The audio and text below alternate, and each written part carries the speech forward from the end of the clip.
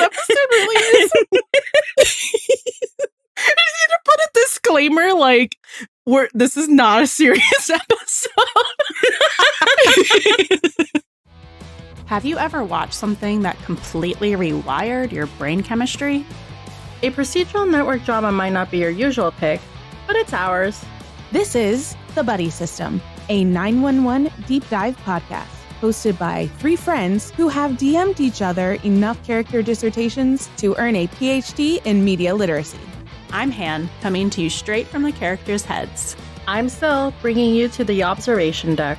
And I'm Rachel, connecting the dots with my red string. With our powers combined, No stone is left unturned. and no buddy is left behind.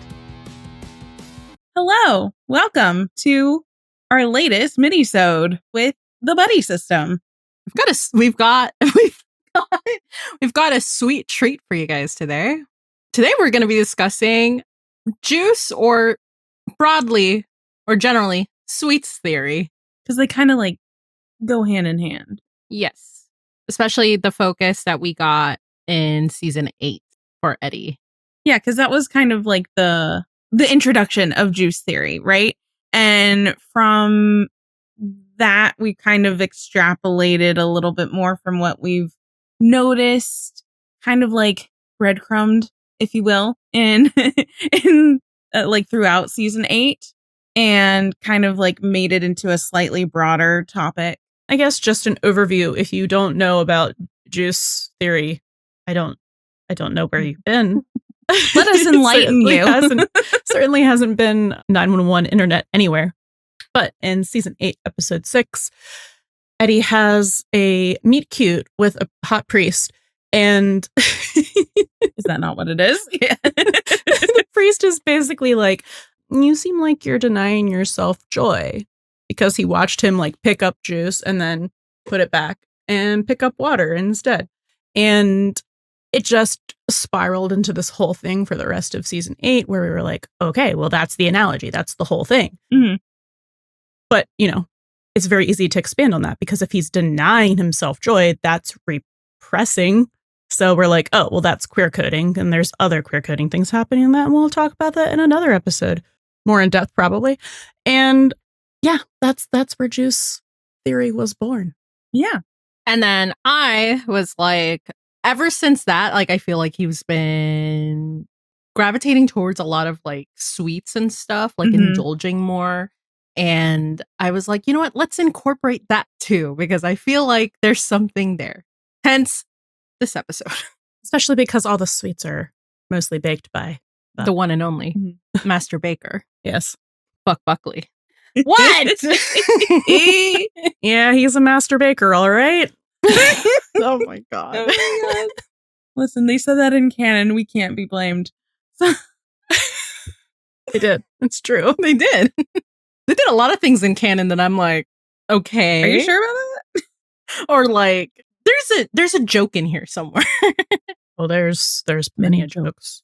There's lots of phallic jokes, that's for sure. Uh-huh. Are we even going to touch that with the 10-foot pole or not? I mean, there's stuff we might in the other mini-sode. We'll see where this when we're takes talking us. about the queer coding in season 8, for sure. Oh, there's that, but I was also talking about the bachelor party with the... Oh. Yeah. Well, we have to talk about the ring pop here, so we will be talking about it. Get ready. It happened in front of us. We have to talk. We're just reporting on it. It happened in front of us, and it happened in front of Buck, and that he calls a boyfriend. Called a boyfriend. Called past tense. Should we start at the beginning? Yeah. Oh, you mean buzz? Oh my God. So I remember us being very excited about this when we watched episode 1. It's their like lineup, their like military-esque lineup with Gerard back in charge, and he's inspecting everyone. And he gets in Eddie's face and he's like, Chief is on my ass about budget cuts, and you're buying organic fruit leather. And we were like, wow, that's homophobic. And he like slaps it against his chest or something. And it's just like, because it was in the stills and we were like, what's happening here? We were like, what is that? Because we were all trying to figure out what it was, first of all. We're like, fruit? No, I'm like, fruit? Oh my God. I think someone thought it was Jesus Christ. Did someone think it was like a tampon or something? Yeah, I think so. I think I thought it was a tampon. Oh. For like 5 seconds. And then you just I was like, in. what Enhance. is that? Because it was plastic and it was about yay big. Like, because I was like, whatever he's doing, it's homophobic. So. And I mean, it would track. You were right. Yeah. But I remember us just being so pleased because we were like, oh my God, it's fruit leather. That's such a random specific thing for them to choose. It's fruit. We're like starting it off with a bang, if you will.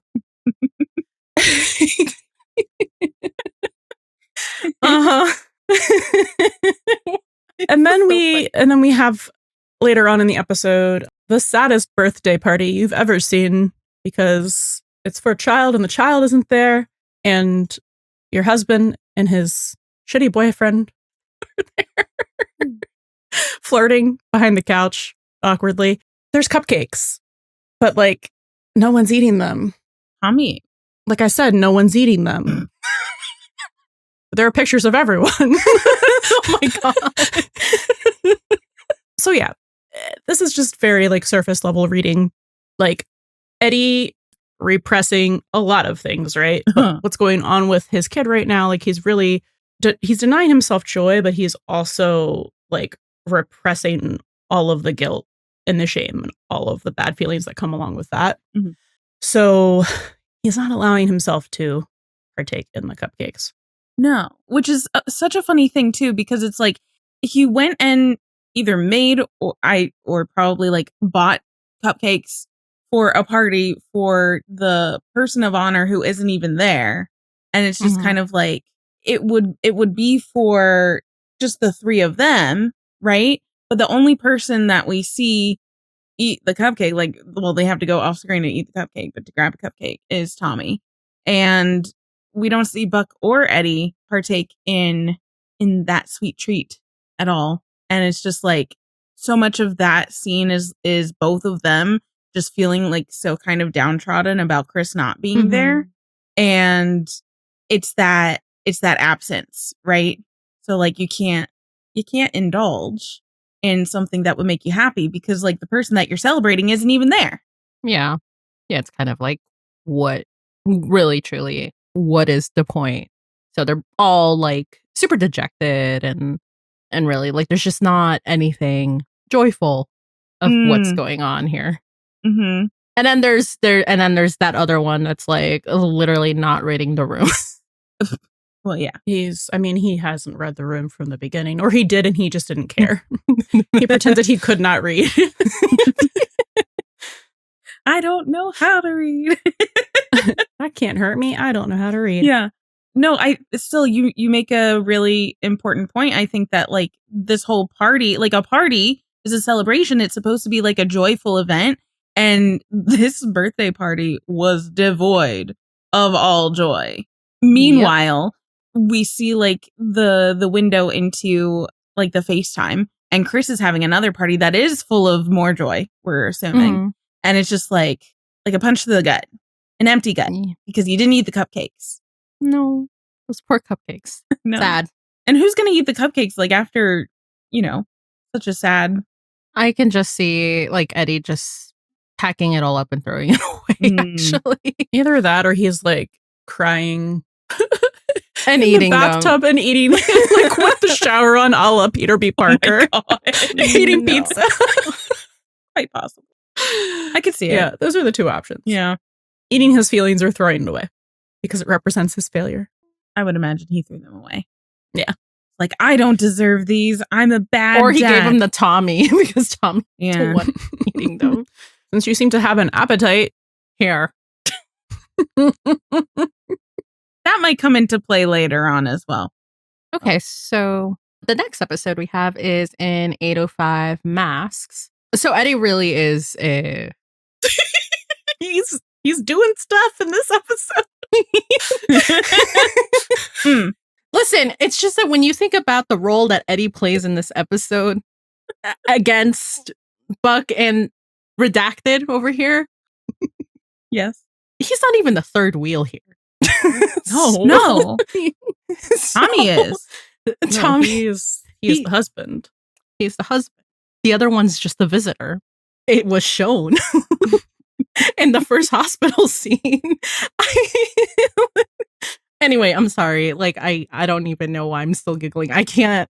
Anyway. This episode's just wild. This episode's just going to be us giggling the entire.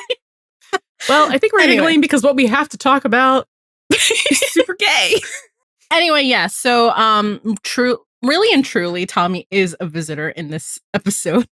And Eddie is really playing that supportive, maybe not officially boyfriend role, but like he is, basically acting like the actual husband. He is at Buck's bedside in the hospital. So there we go. And then he's also treating Buck's boils. And then they're having their little banter and all of that. But at the end, at the last hospital scene that we have Eddie indulging some candy. Word for it.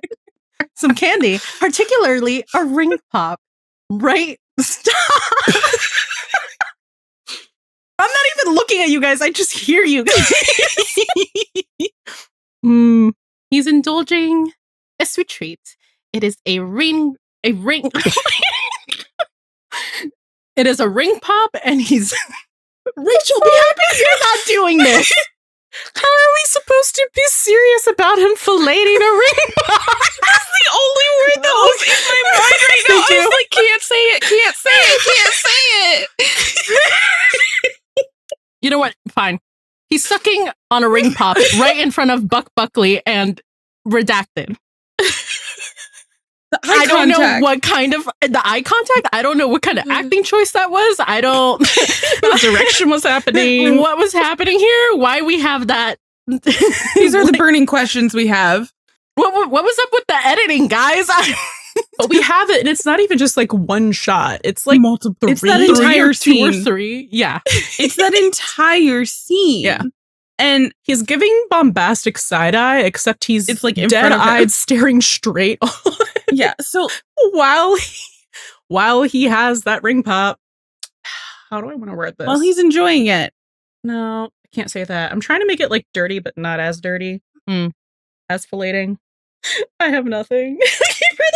Well, while you're thinking on that, Merriam-Webster. I will say there is also. I know this isn't included in the episode.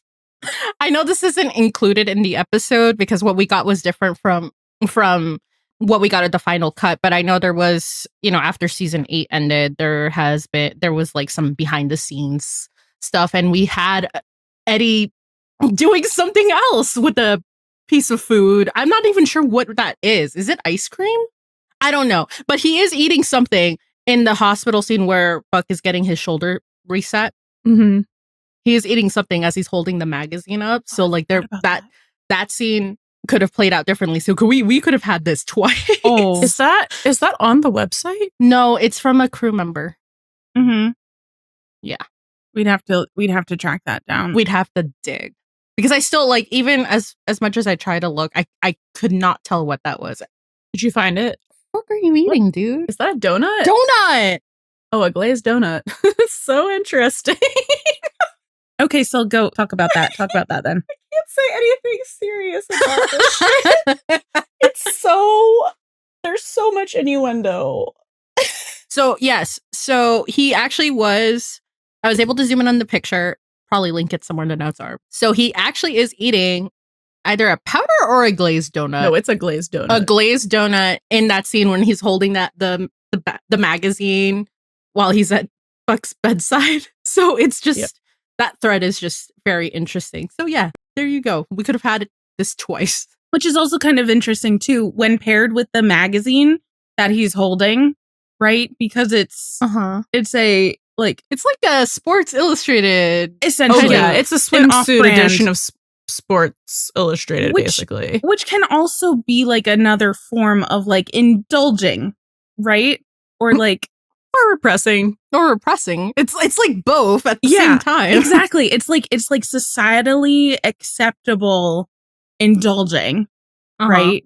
Yeah. So like the thing is though, with the scene at the end when they're all in the waiting room, Eddie has kind of absconded with the entire bowl of Halloween candy, probably from like the nurse's desk or the registration desk over there, has the whole bowl just like hanging out on his lap, right? As in like the ring pop is not the first piece of candy that he picked up and has eaten, right? And it's not going to be the last because he's kind of hoarding like a little candy dragon. The whole Halloween candy bowl.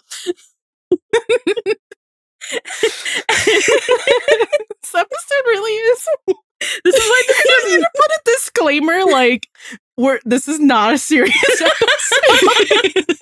Like, no, we're crack that takes itself seriously. Like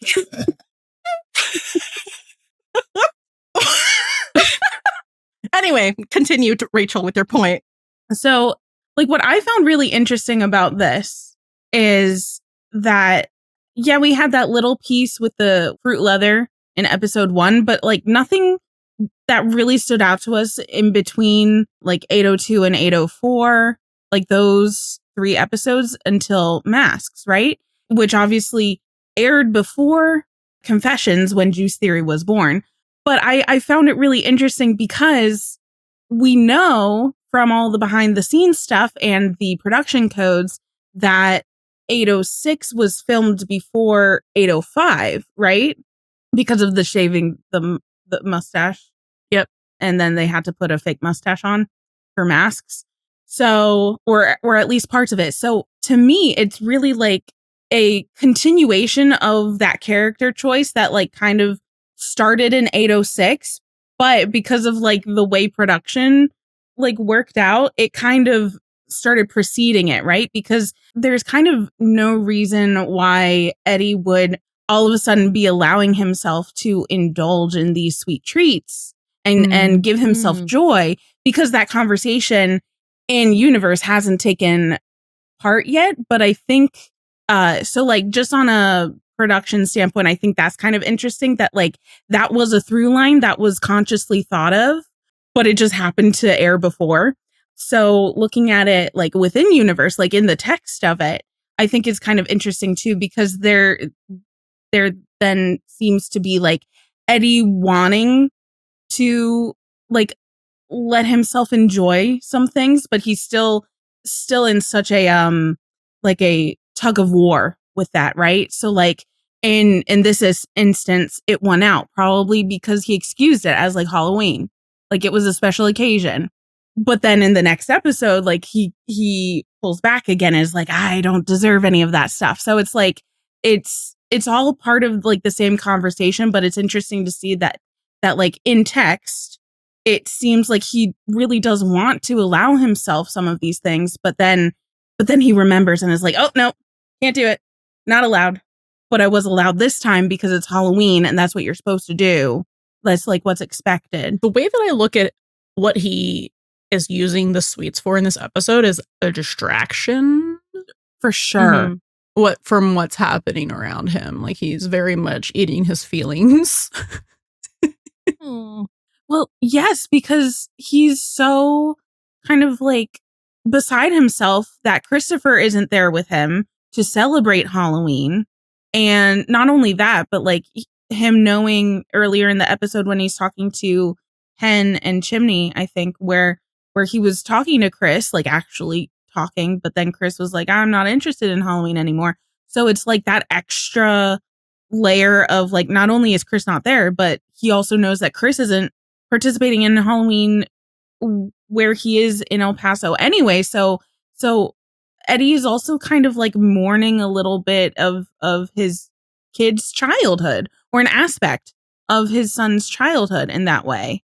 Right. So you could also read it as him indulging in Halloween candy is trying to like get back to that like childlike self. Yeah. And living vicariously through that as well, because that's what you do. Yeah. I also thought It was interesting because when we first watched this episode back in, when was it, like October?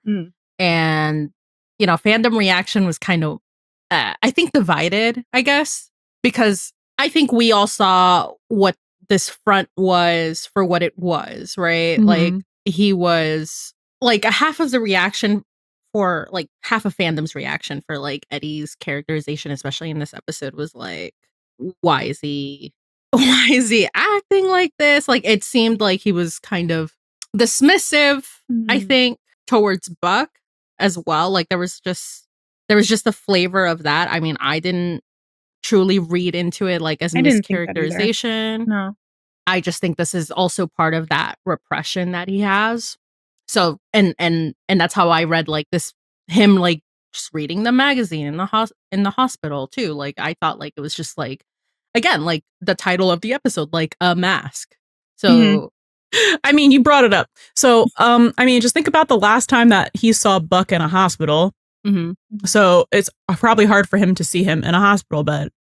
That too. So, yeah, I don't think he's being dismissive. And then the way that he treats him the rest of the episode is how he always treats how he always treats him. How he always treats him and how he always approaches the, like, superstitious, like, very grounding force. Yes. Right. Yes. Yeah. Where he's like, oh my God, rolling his eyes, like, but affectionately. Yeah. If he's indulging in something, never mind. He's not indulging Buck in his, like, weird superstitions, but he's indulging in other ways. Yeah. Thank you. Was that what you were trying to say? Something like that. Okay. Yeah. I was, like, picking up on the thread. Okay, so from there, we go into 806 Confessions, where Juice Theory is born. So we mentioned a little bit earlier about how this comes to be, but I think it's important to note that this conversation doesn't fully happen without Eddie having gone to the confessional first and try to, like, release his burdens in that way. Because it's only after that Father Brian, like, recognizes Eddie and observes. And from there, he's able to kind of, like, put the pieces together, right? And is like, oh, he needs a little more counseling. Because there's obviously, like, more on his mind. Because remember, like, Eddie, like, left before they were, like, really done. And for Father Brian to make such astute observations in such a short amount of time. I mean, granted, he had, like, a little bit of backstory, but again, it wasn't very, like, dramatically. It was very dramatically, and it was, like, sans other context. Just, like, told in the weirdest way. And from that, he's able to kind of, like, psychoanalyze Eddie. Like, oh, you put the juice down because you don't think that you deserve joy. And this is where we get the whole, indulging sweet treats equals something joyful for Eddie, and the avoidance, so, like, abstaining from any of those or choosing an alternative in lieu of it, is not seeking joy or actively seeking anything but joy, actively seeking punishment. So he continues to, like, drink the water, but like the words are still in his mind. So that's, like, when he indulges himself in some form of joy, which is the risky business dance. And then when Buck comes in afterwards, very awkwardly in a very random situation, and Buck hands him a beer, he looks at the beer like he's considering it and is kind of like, yeah, sure, why not? And indulges in that as well. So it's not the juice, but it is something presented to him by Buck. And if we're kind of extrapolating a little further along that, like, Buck also equals joy. So, like, juice / sweets equal joy, then, and joy equals Buck, then they're all, connected. Yeah. I just wanted to hop back a little bit to the dialogue. So, like, when he is in confession, when Eddie leaves, he says, I don't deserve forgiveness. I gotta go. So, like, it was not hard for Father Brian to pick up on it. No. Like, what, part of his big issue was. But he says, couldn't help but notice that initially you grabbed the juice, but then opted for the water. Why do you think that is? I decided I wanted water no one fucking does that? No one does that. Maybe you get juice and water if you're like, oh, I'm actually really thirsty. You're not like, let me put something delicious down. I'm really craving water only. Unless you're like a super health nut. I guess, but then you wouldn't go for the juice in the first place. Yeah. With that, it is the initial choosing of the juice and the decision to put it back. So Father Brian says, see, I think that you are punishing yourself. I think that you are denying yourself because you don't feel worthy right now. And he's like, I don't feel worthy of juice. Like, no. Eddie thinks he's so sassy and so smart. And then Father Brian's like, of joy, clocked him. Immediately. Yeah. So then he breaks it down. He's like, I don't have a lot to be joyful about. He's talking about what's going on with Chris. And he's like, okay, but you have all this other stuff going on for you that like give your life meaning and purpose. And your handsome mustache. Oh my God.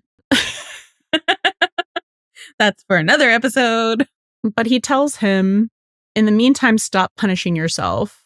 From the little that I know of you, you're someone who spent his life in service. That's something I can understand.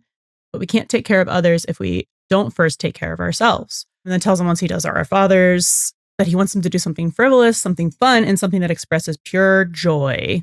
So, and that's how it's joy. Like it's very, very focused. Like that is where the theory comes from. It's like how specific the wording is in this conversation and like repetitive. Yeah. So we're like really sinking in the message.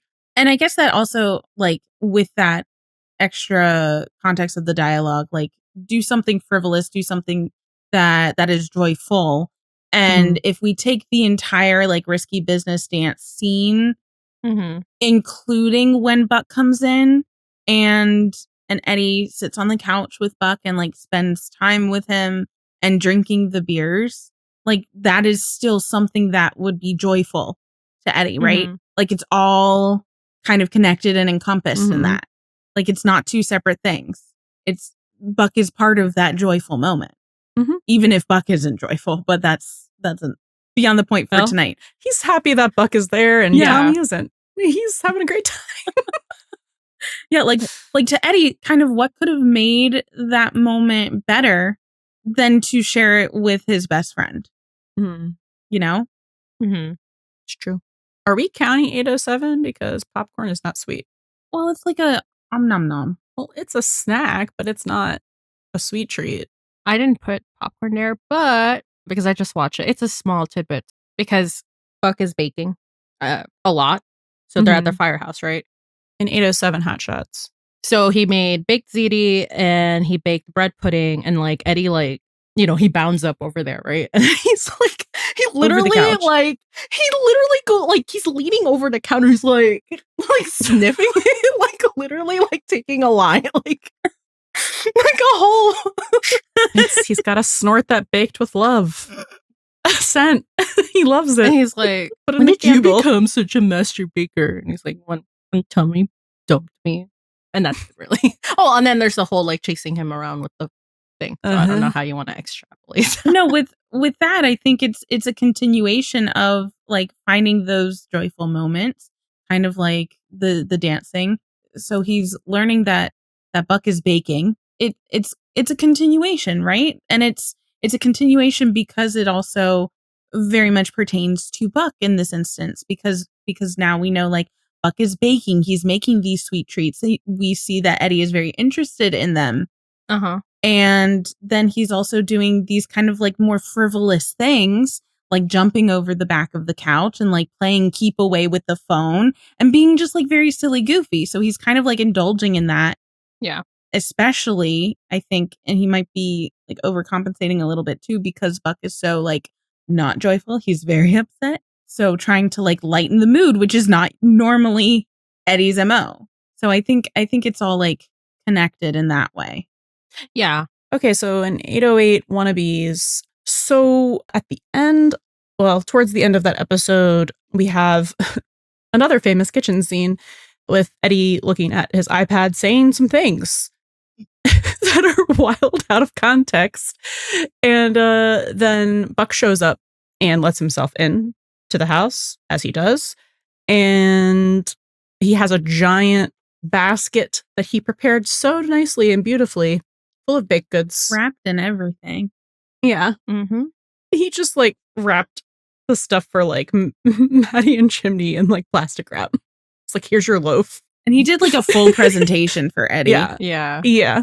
But he's like, I almost relapsed. And he's, shoves the basket towards him. And Eddie like grabs the scone and starts shoving in his mouth immediately. And is like, this is really good, Buck. While he's still chewing the scone. So, even though he's like stressed out because he's like, I'm looking at a thing that I do not want my best friend to see because I know it's going to upset him and also upsets me and I don't want to talk about it. So he's doing like a combo here where he is indulging himself and indulging Buck, but he is also kind of like trying to use it to like distract. Like, pay no attention to what's on my iPad. Mm-hmm. Tell me how you made these taste so good. Yeah, I think it's like a very similar kind of tension there that we see in 801 with the party, where it's like he's being offered the baked goods and indulging in them, and also just like warring in his head about this thing that he's considering about moving to El Paso, which is very not joyful for him because he doesn't want to do it. So it's just like having both of those at the same time. And he's just, you can kind of see he's a little like squirrely about everything anyways. So he's just kind of like, I don't know what to, like, joy, like scones and baked goods, but also like, ooh, moving. Mm-hmm. Yeah. All right. So with 810, we do have like 2 scenes of note. Well, it really is the only 2 Buddy alone scenes that we have anyway. So in the first one, it's in the car when they're searching for Maddie, and Buck begins to like, I guess, he's just listing off all the things that are going wrong, from like Maddie missing, him being broken up with, and Eddie like moving back to Texas. And then Eddie's like, it's not nothing. But then he like kind of also like shuts down like what I think could have been like an emotional conversation, or it could have turned into an argument, because they were kind of like what it could be both. Because like even Eddie says it, he's like, they've been up all night, they're tired, but he is visibly tired. So he's like, I need to stop for gas and get a cup of coffee. So like the way I kind of read, especially during 8B, the way I kind of read coffee is kind of like the avoidance, like shutting down and like kind of like a kind of like punishing himself a bit. I know he is a coffee drinker, but it also kind of depends like how you're drinking that coffee, how it's being prepared. Mm-hmm. And then for sweet treats, so at the end when they're finally doing their goodbye scene, Buck and I mean that goodbye scene, as we've all said, like it's such an awkward scene with like things obviously left unsaid, even though like Eddie's saying things like, oh, you do matter to me, I'm gonna miss you, and then all that kind of stuff. But anyway, Buck notably because he did notice how Eddie was feeling during the search for Maddie, he baked them protein chocolate chip cookies that are going to help energize him like on the long road trip to El Paso. So it's another one of those things tied to Buck, and that obviously Eddie's going to indulge in. I'm sure there's so many fanfics about that. and also, isn't it the fact that Buck baked all of those? Did I miss something? You've obviously not read that fic. No. Did I not?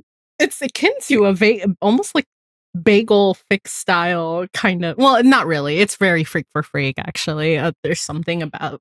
He eats the cookies, and then there's something with the bag. Oh, I might have had that open in a tab, and I just never got there.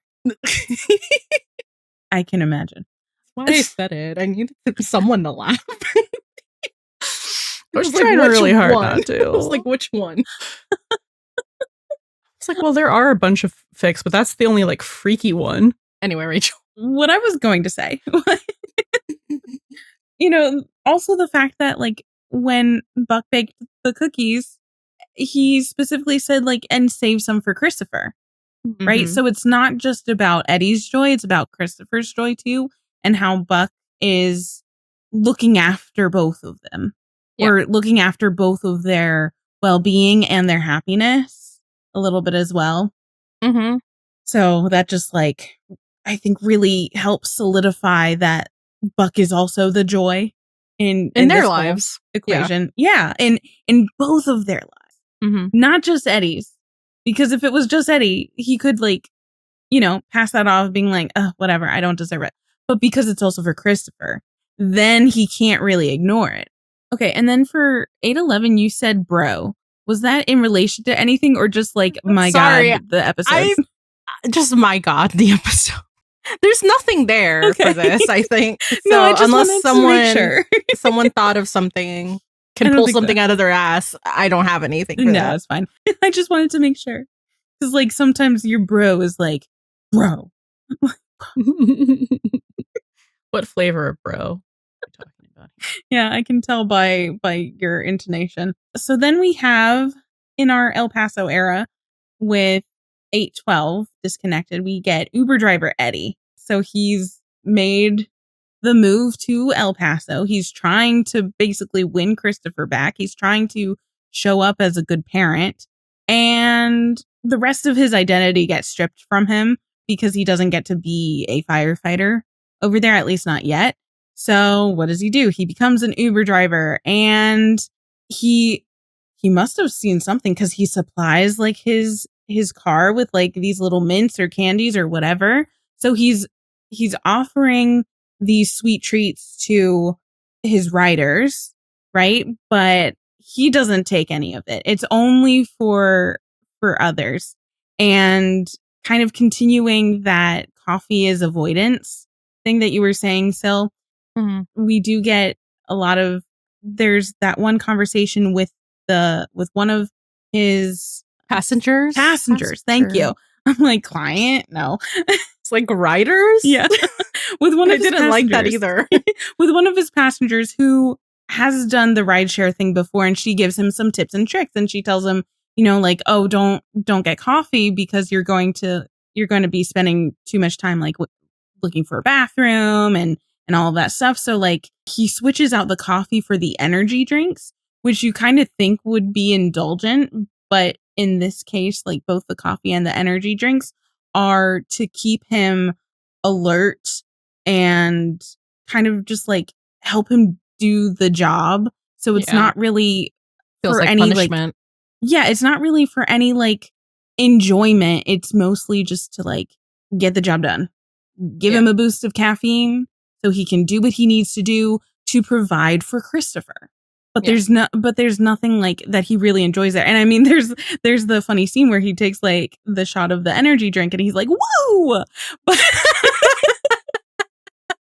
but I don't think that comes from like, oh my God, I loved that sort of thing. That was like, oh boy. Hey, Ryan, comedic timing. Beautiful. Impeccable. Yeah. Oh, well, it's so good. It's so fun. It's funny for us. It's joyful for us. Yeah. But it's a means to an end for Eddie, which is like not fun. No. And all of like the stuff that he's indulging in, like spending money on, is for Christopher, like the PS5 and all that stuff. Or donating money.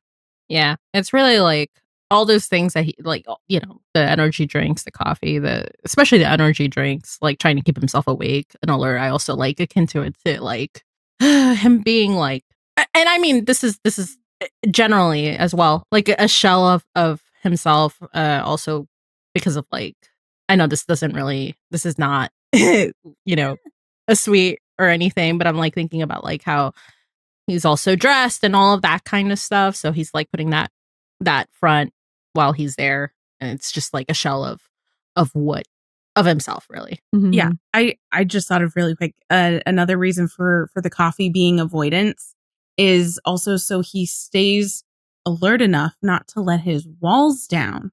Ooh. So he's continually like keeping up that mask, right? Because if he loses that full control that we know Eddie really likes to keep a hold of, then he'll end up like being weak and indulging in these joyful things that he still feels like he doesn't deserve.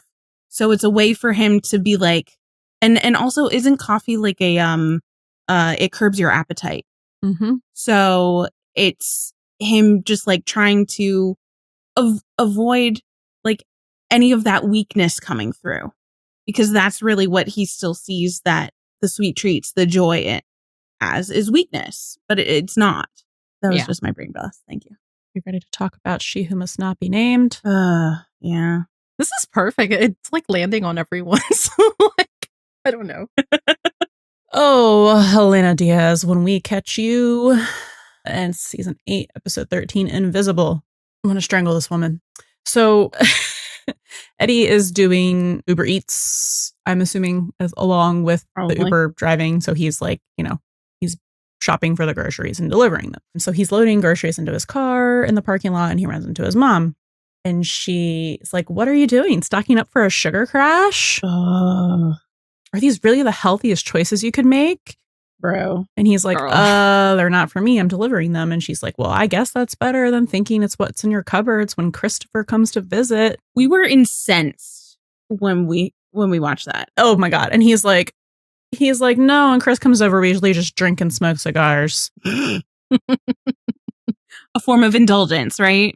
Yeah. So, I mean, like literally out of the mouth of the devil herself, we see the root cause of the sweets and juice repression, do we not? Mm-hmm. We do. She's shaming a grown man for the kinds of groceries he's buying.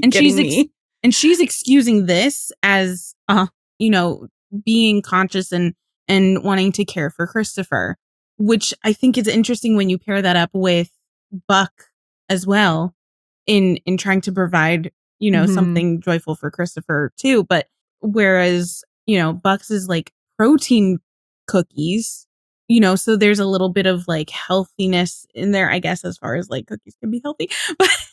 But like for Helena, it's no sugar, no additives, no anything. It's giving very like almond mom, just like very kind of controlling of what the people around her eat.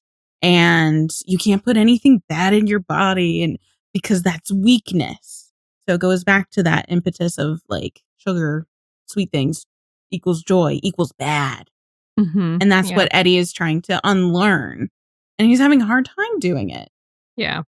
I think we really like came up with some headcanons that I don't even think are, like untrue, because with Eddie growing up, being told that he needs to be the provider, the caretaker, the man of the house, and all that kind of stuff, like since age of like fucking 10 years old, who knows, even maybe before. And then we also learn about like the ballroom dancing and when he was 14 and all that, and how it like became just about winning trophies and stuff like that. Like, I'm so sure that she was definitely the kind of mom who was like, you can't have this, you can't have juice. He probably couldn't at some point. He probably couldn't even have a fucking Capri Sun. So, like momager, right? Yeah. Oh yeah. Oh, she was definitely the momager. Yeah, it's giving that she has never indulged her kids or let them have a treat ever once. So it's like anything that they ever did that brought them joy, she only let them do because it was acceptable for a different reason to her. So he used to love ballroom dancing, but she let him do it because he could win trophies and he could get scholarships, which I don't know what scholarships you're getting for ballroom dancing. Someone, I guess. But yeah, she's literally, if it doesn't serve her and her vision of what you should be doing, she's not going to let you indulge or treat yourself. Like that doesn't exist, because everything that you're doing should be to be not the best you that you can be. It's to be the person that she thinks you should be, living up to the potential that she sees in you. She's totally one of those moms, and she's doing it to Chris too. And he confronts her about it in that episode. Chris hates chess. You did the same thing to me with ballroom dancing. And, if you directly compare the way that, like Rachel was saying, the way that Buck indulged Eddie and Chris with a cookie that like, it's a sweet treat, but it also has some, sustenance to it. But when like Buck came over and he brought a whole basket of baked goods to Eddie, right?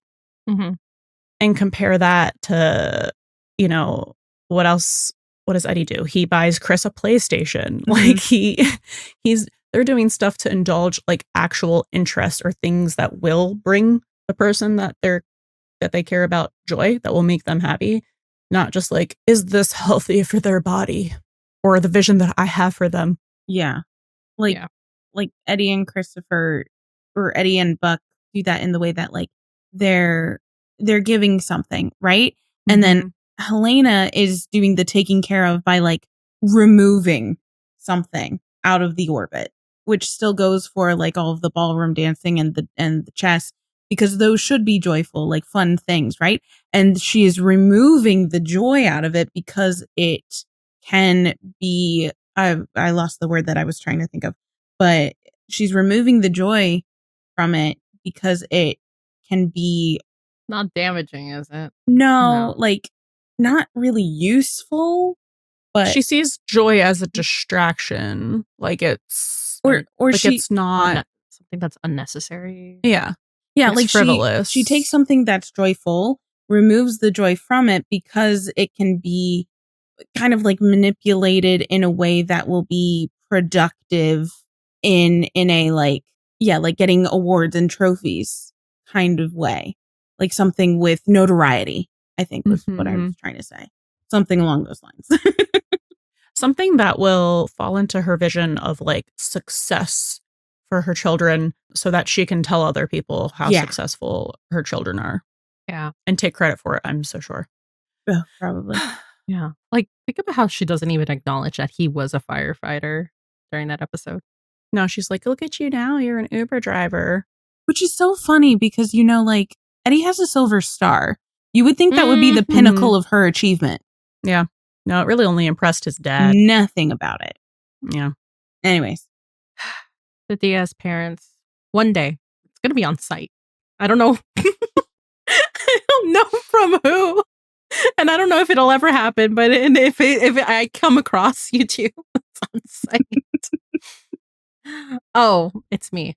How do I even talk about The last hurrah? Every time I start typing it, I'm like, the last hurrah. They should really retitle this episode as the last hurrah in honor of me. If you know, you know. If you know, you know. So 816, the last alarm. The Buddy System retitles episode. Or the last hurrah, whichever you guys think is the official title. It's the Return of the Prodigal Son, or the MCU/Disney Channel cameo appearance of Eddie Diaz, him and his 2 minutes of screen time, which mostly was funeral montage and Crumpet. Yeah. Yeah. So anyway, the sweet treat, it was the sweet treat. What were you missing? I erased the R for some reason. Anyway, the sweet. Yeah, I noticed. The sweet. Okay, I'm gonna stop. Let me finish. I'm shutting up. This is bad. Anyway, the sweet treat present was the Crumpet, which we don't really know where it came from, but I think we've all headcanoned or just assumed the Buck is making that Buck made them. So it's like a griddle bread that you put jam on. Mm-hmm. So more fruit. Yeah. Yeah. And he was doing scones before, so like I don't know. It's kind of similar, veering more towards bread. Yeah. So makes sense. Yeah, it makes sense. Like I think it's pretty connected. Really connected to previous evidence shown. So you wrote avoidance being off screen. This is a joke. Incredible. This is how I take notes, okay? I love it. I love it. It's a great system. Yeah, I think the Crumpet, like it's something I think about how maybe it's just coming home. Yeah, it is. Mm-hmm. Did you have more to say on that? Oh, well, yeah. So sorry, I rudely interrupted Rachel. So like the Crumpet, I mean, really, like it is coming home because like this is Eddie coming back from El Paso. Unfortunately, it's for Bobby's funeral, and you know it's been so long since we had like Buck and Eddie together.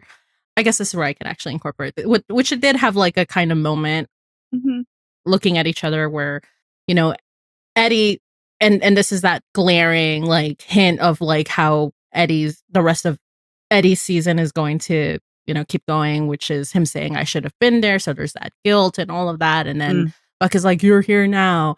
But yeah, the Crumpet really is like coming home into like what you know kind of thing. And like maybe like, oh, we're maybe thinking that we're all in this together. But you know, we soon see in the following episode that maybe we're not all in this together necessarily. Yeah, I think there's definitely something to be said about how this is such an emotionally vulnerable time for everybody at the 118, like the extended 118 family, that like, you know, kind of how what we were saying, Eddie always tries to like keep those walls up, you know, keep that distance, keep that facade, that for something like the death of Bobby to occur, like that's gonna bring it like tumbling down like the building in the next episode.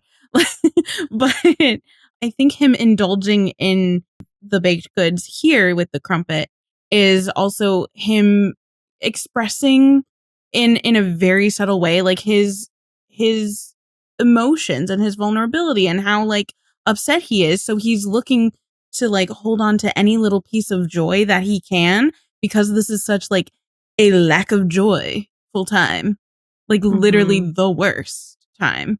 And I don't know, I feel like it's him just like trying to like hold on to one little thing that he can. I think it's like trying to find comfort.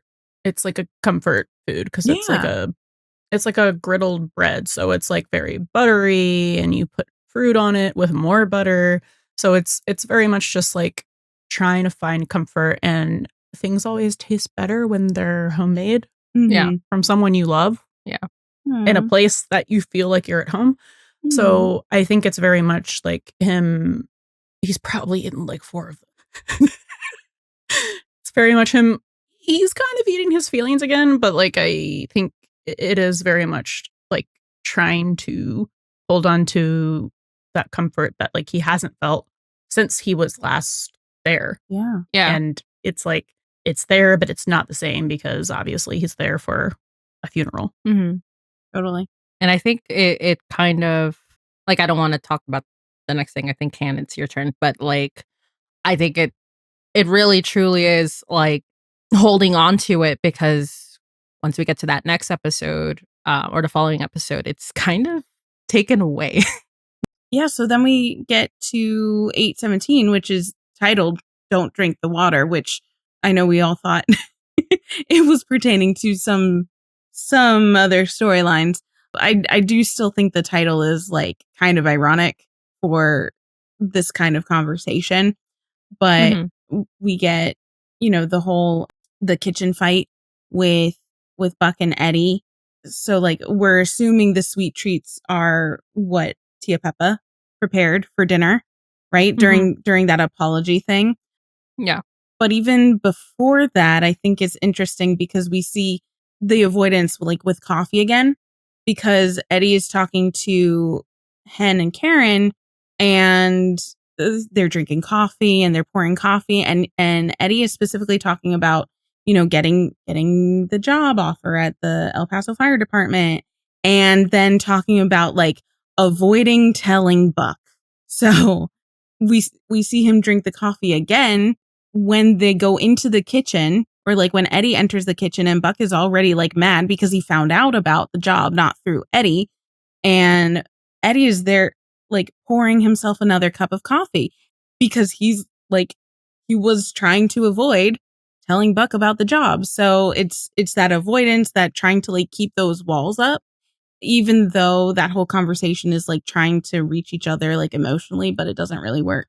So then it's the apology when he brings in Chris and Pepa for like family dinner. So in this instance, it's kind of like a reverse of, you know, making things for Eddie, because then it's Eddie being able to, well, use Tia Pepa to provide and to care for Buck as part of this apology. So it's a little bit of an indulgence in that way because he's trying to make up for what was said and done in the kitchen. Mm-hmm. And for the coffee, like it's just interesting because in the kitchen scene when Buck is on, I guess when he's like on that left side, that corner, behind him there's a there's the powder coffee mate creamer.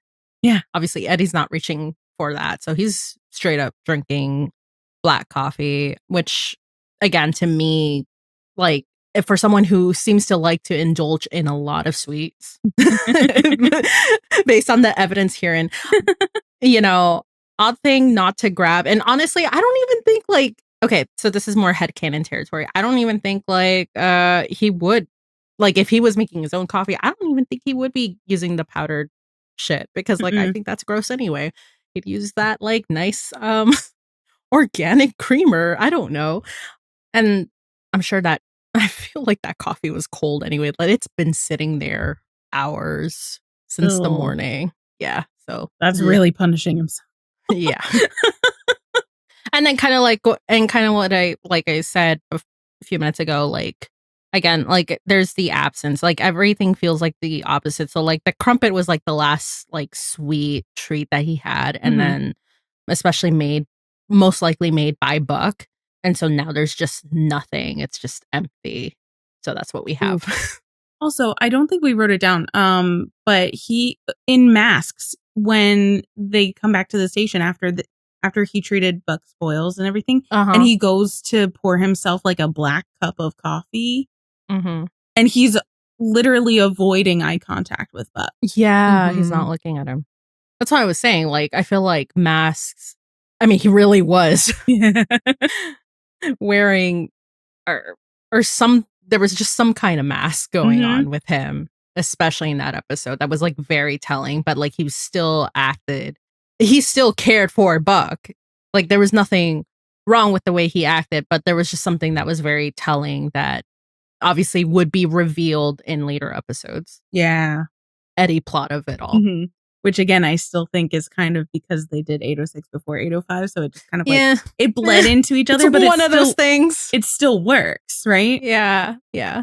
Do we have anything for 818 besides like does the barbecue going away party really count? I didn't really count it. Okay. There has to be a cake there, right? I don't think I saw didn't see a cake. It was just like mac and cheese and barbecue and corn. Damn, hen. Huh? Cornbread, maybe? It's like you can have cake when you move back here. Yeah. Probably. Bring back the fun cakes for the parties. We need that. They all need that. And then I guess because like the juice theory and the sweet treats theory is so like season 8 centric, that's what we wanted to focus on. But I think there are a couple interesting moments outside of season 8 that specifically relate to like Eddie's repression of feelings or other things. So we'll just like really quickly maybe include those as well. So like as bonus evidence, right? kind of like how couch theory, spanned across. So in 206, which is dose, that was the whole incident with the LSD laced brownies. And I think that's also very interesting. One of my favorite episodes because it shows how all of the characters who got dosed like act differently. And I think specifically for Eddie, he was feeling like very out of control. And all of this happened because he indulged in the brownies. So then he was feeling just like very not himself, but there's also like this element of freedom there, like feeling unencumbered by like these walls that he's putting up. So I thought that was interesting. And then I thought this one was particularly interesting for 515 FOMO, where Eddie is working at dispatch and he's talking with May at one point, and I didn't look it up, but they are having a conversation and he has a water bottle with him and they're specifically talking about the fear of missing out. And I think this is the conversation where May says something to the effect of like, don't you kind of like wonder what, something would be like otherwise?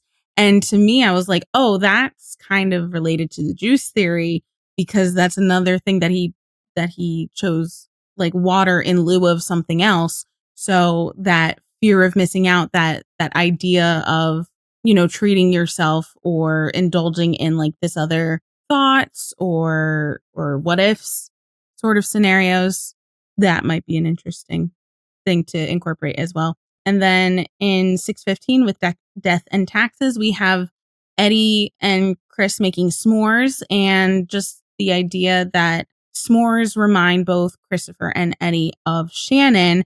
So that's another kind of like layer to relating sweet treats to someone that is very important to you or someone that you love. So like Shannon equals s'mores, sweet treats, joy, that kind of stuff. So kind of in a weird like tie-in to like also equals Buck. Like I know that's a bit of a stretch there, but I was like, I feel like there's a gooey marshmallowy thread, maybe. Oh my God. And then in 706, there goes the groom with the bachelor party, and Eddie is, obviously throughout the course of the bachelor party has indulged very much so, and kind of like with Dose, like lets loose, right? Like we don't see that very often. So he indulges in the alcohol to like hangover the movie level blackout. And he also like wanted to eat the sliders before anyone got there, but like Buck slapped his hand away. Then something about like Eddie hands Tommy juice. Juice equals joy, joy equals Buck. Ta-da. Okay, I see what you're putting down. I was like, wait. What? I'm connecting the dots, okay? So like Eddie is not indulging in the juice. He's handing it over. Here's the obvious though, because like the whole juice theory thing. Here's unfortunately the gay man that we have indulging in juice. Mm-hmm. So there you go. It's kind of like, Eddie, this could be you, which he kind of did because he was making like potions in the background. He was just making like all kinds of concoctions, which I understand. Amateur mixologist over there, right? Uh-huh. Yeah. And then he got to let loose. Yeah. Which is a great tie-in for what our we're next doing next. one. Our next mini-sode. All about the bachelor party. But yeah, I think that about covers it. Or at least our very quick rundown of juice and sweet treat theory. And remember, take a buddy with you. Thank you for listening to the Buddy System podcast from start to finish. We literally cannot shut up about 911, so please come talk to us on your favorite social media platform. We're at Buddy System Pod everywhere. That's BUDDIE System Pod. Leave a 5-star review on Spotify or Apple Podcasts to get a personal shout out in the next episode.